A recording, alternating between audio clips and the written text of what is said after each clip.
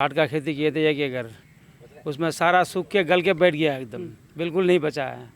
धान का खेती किए थे 1.5 एकड़ खेत में सांप ऐसी मतलब जलावन बन गया है, कुछ नहीं है। हम लोग को पुआल जो है दिल्ली पंजाब में पुआल को आग लगा देता है और हम लोग यहाँ बंगाल से खरीद के लाते हैं।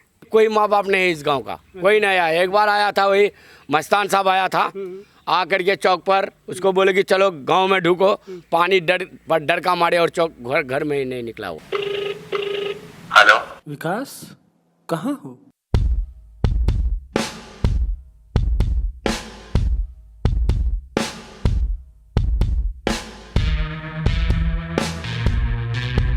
पंजाब, हरियाणा और दिल्ली जिस पराली के जलने से होने वाले पोल्यूशन से परेशान है, उसी पराली को बिहार के किसान खरीदते हैं अपनी मवेशियों के लिए।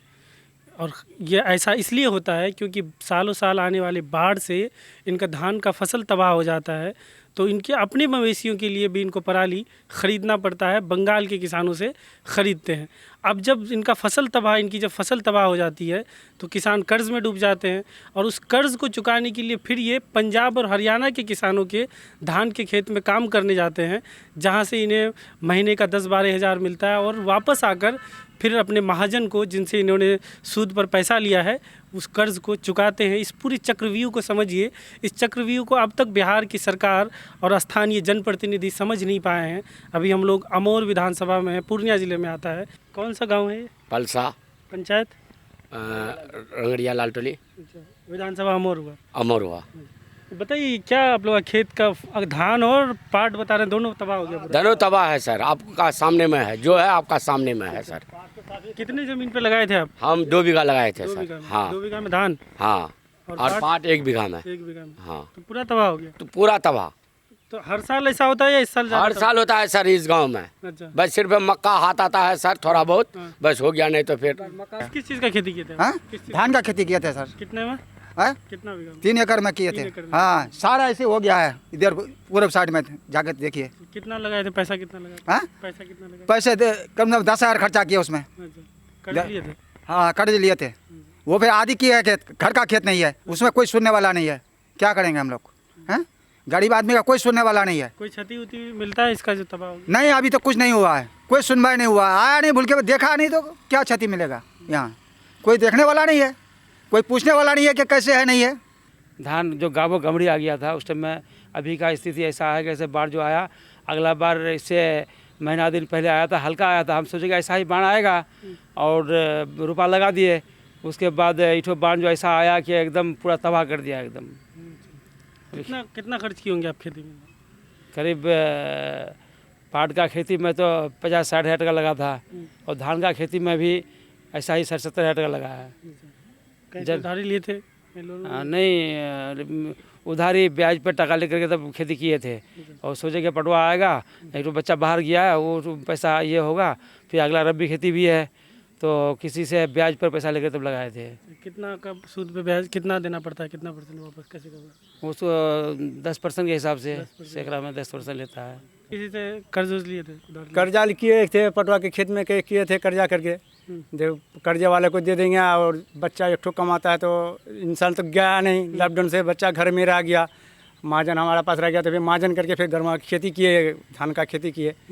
धान का खेती में धान भी चला गया, फिर बाहर जाना होगा, पंजाब जाना होगा। 1 महीना खटेंगे, जो 12-13 हज़ार बनेगा आन के महाजन को दे देंगे, तब फिर तूरी का खेती करेंगे, मक्का का खेती करेंगे। पंजाब में क्या करेंगे जाके? धान काटते हैं सर। अच्छा, पंजाब में धान काटते हैं। वहाँ तो धान का रेट वहाँ पंजाबी को मिल जाता है कि जो दाई होता है तो उसको वहाँ सरकार देता है। हम लोग का यहाँ कोई कुछ नहीं देता है सरकार। और वहाँ तो पराली जला देता है। हमारा यहाँ पराली इतना एक मुट्ठी का 10 रुपया मिलता है। अब जनवरी के बाद देंगे, बाहर जाएंगे, बाहर से कमा कर तभी मेहनत करेंगे उसको। तो अभी तो कोई साधन है नहीं। पाट का खेती किए तो पाट बेच के तब देंगे उसको, तो पाट भी नहीं हुआ। धान लगाए, धान का खेती, सो धान का खेती होगा, थोड़ा बहुत उससे दे देंगे, मगर धान भी खत्म, पटवा भी खत्म हो गया। तो मतलब खेती में जो नुकसान हुआ उसका भरपाई के लिए आप बाहर जाएंगे अब कमाने? हाँ, बाहर जाएंगे, बाहर से कमा के तो मेहनत करना होगा। कितने महीने वहाँ पे बाहर कमाएंगे फिर? 10-12 हज़ार टका, 15 हज़ार टका बच जाता है खा पी करके। पूरा कर्ज उतर जाएगा, फिर वहाँ से वापस आएंगे? हाँ, फिर वहाँ से वापस आएंगे, फिर वापस आके खेती करेंगे? हाँ, फिर खेती करेंगे।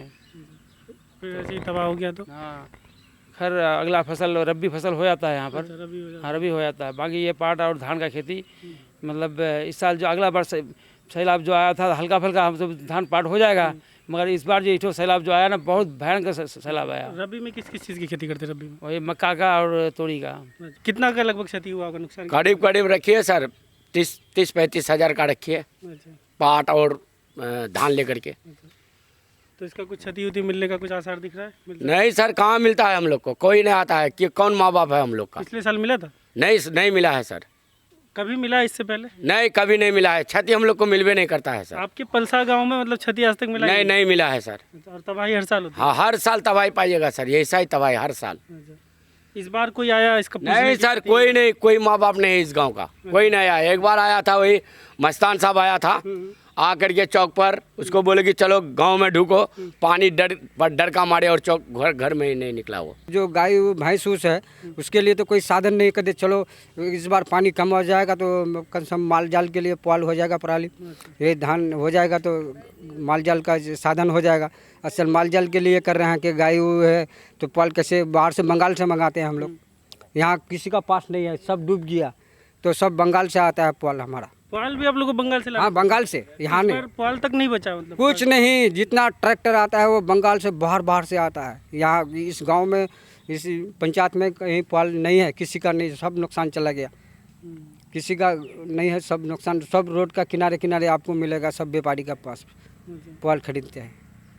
अब वो भी एक इतना पुआल 8 रुपया में लेते हैं, 8 रुपया 10 रुपया एकदम इतना पुआल रहेगा। इतना अगर कम से एक तो बजा हमारा 200 रुपया में बनता है।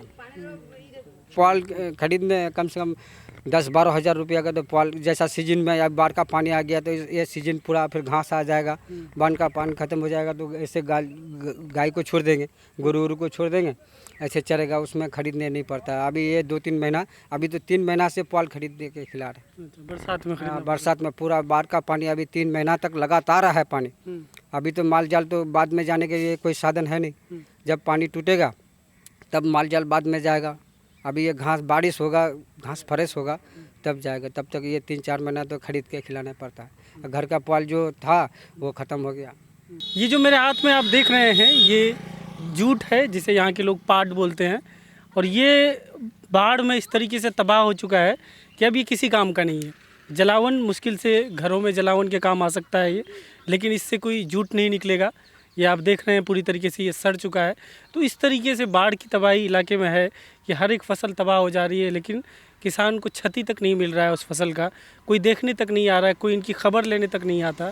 किसान बता रहे हैं कि जो स्थानीय जनप्रतिनिधि हैं वो आते हैं, हाथ हिलाकर रोड से चले जाते हैं और खेत तक देखने भी नहीं जाते कि किस तरीके से फसल तबाह हो रही है। इसी तरह की खबरों को देखने के लिए मैं मीडिया को यूट्यूब पे सब्सक्राइब करें, फेसबुक पे फॉलो करें, ट्विटर पे फॉलो करें, इंस्टाग्राम पे फॉलो करें। और स्वतंत्र पत्रकारिता को ज़िंदा रखने के लिए अगर आप हमारा मदद करना चाहते हैं तो डोनेट भी कर सकते हैं।